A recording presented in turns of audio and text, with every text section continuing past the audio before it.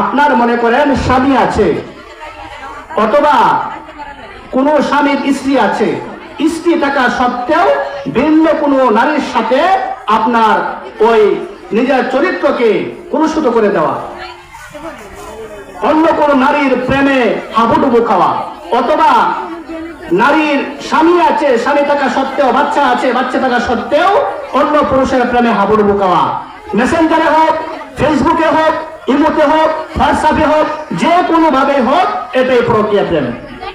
কথা বুঝতেছেন? এটাই পরকীয়া প্রেম।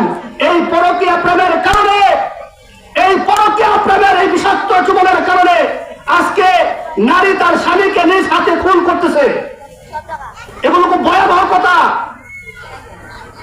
নারী স্ত্রী তার স্বামীকে খুন করতেছে, তার আপন মেয়েকে খুন করতেছে, ছেলেকে খুন করতেছে, শাশুড়িকে খুন করতেছে, স্বামী তার স্ত্রীকে খুন করতেছে, স্বামী তার বাচ্চাকে খুন করতেছে, মার্ডার করতেছে, এই পরকীয়া প্রেমের কারণে।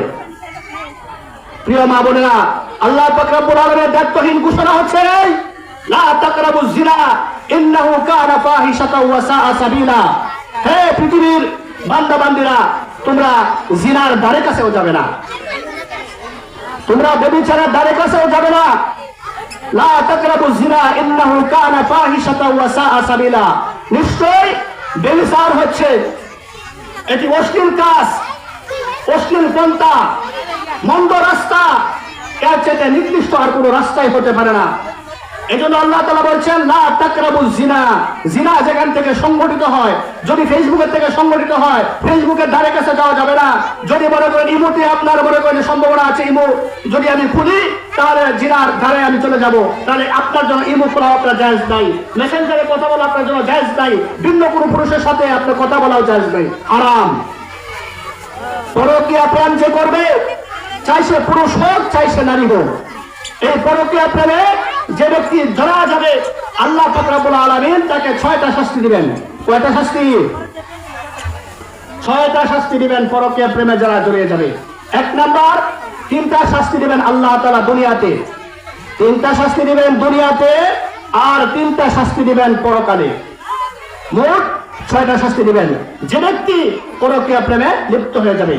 1 নাম্বার, দুনিয়াতে যে শাস্তি হবে, আল্লাহ তাআলা চেহারার লাবণ্য, চেহারার সৌন্দর্য, আপনার মুখের সৌন্দর্য, গঠন গঠন এগুলো যে আছে, আপনার দুনিয়ার যত ক্রিম আপনার মুখে মাখান না কেন, আপনার চেহারা সৌন্দর্য নূর আল্লাহ তাআলা নষ্ট করে দিবেন। 2 নাম্বার, পরকীয়া প্রেমে যে ব্যক্তি জড়াবে, ওই পরকীয়া প্রেমের কারণে আল্লাহ তাআলা তাকে অভাব দিয়ে আপনার ঘেরাও করে ফেলবেন। অভাবের অন্টন একটার পরে একটা লেগেই থাকবে, লেগেই থাকবে। 2 হাতে আপনার স্বামী কামাই করবে, কিন্তু আপনার ঘরের মধ্যে টাকা পয়সার বরকত পাবেন না।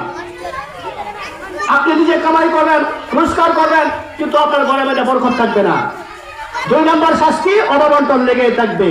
3 নাম্বার শাস্তি হচ্ছে পরকীয়া প্রেমের, যে আল্লাহ তাআলা আয়ুষ্কাল আপনার কমিয়ে দিবেন, আপনার আয়ু থাকবে না, অল্প সময় আপনার দুনিয়াতে আয়ু হয়ে যেতে হবে।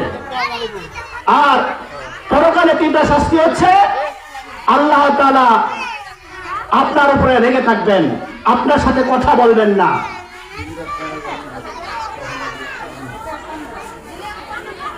আল্লাহ তাআলা পরকীয়া প্রেমের কারণে আপনার সাথে কিয়ামতের ময়দানে কোনো কথাই বলবেন না। পরকীয়া প্রেমে যে ব্যক্তি জড়া যাবে, আল্লাহ তাআলা এক শ্রেণীর মানুষকে কিয়ামতের ময়দানে বান্দা বান্দীদের মধ্যে ডান হাতে আমলনামা দান করবেন, আরেক শ্রেণীর মানুষদেরকে বাম হাতে আমলনামা দান করবেন। আমলনামা যখন দেওয়া হবে, আমলনামা পড়তেই চাবে না। 3 নাম্বার শাস্তি পরকালের, আল্লাহ তাআলা বিনা হিসাবে পরকীয়া প্রেমের কারণে জাহান্নামের ব্যবস্থা করে দিবেন, জাহান্নাম আপনার জন্য অবধারিত হয়ে যাবে। প্রিয় মা বোনেরা, এজন্য একটু সাবধান হওয়া দরকার আছে না নাই? আল্লাহ রাব্বুল আলামিন বলেছেন লা তাকরাবুজ জিনা ইন্নাহু কানা ফাহিশাতাও ওয়া সাআ সাবিলা। জিনা ধারে কাছেও যাওয়া যাবে না, কেননা কিয়ামতের ময়দানে যে ব্যক্তি, যে নারী আর পুরুষ ওই ভয়াবহ সম্পর্কে জড়িয়ে যাবে, তাদের লজ্জাস্থান থেকে এমন দুর্গন্ধ ছড়াবে যে স্বয়ং জাহান্নামীরাও অতুষ্ট হয়ে যাবে, জাহান্নামীরা অতিষ্ঠ হয়ে যাবে। এমন দুর্গন্ধ ছড়াবে যারা ওই বেহায়াপনা, নির্লজ্জতা, অশ্লীল এই কাজের সাথে সম্পৃক্ত হয়ে যাবে।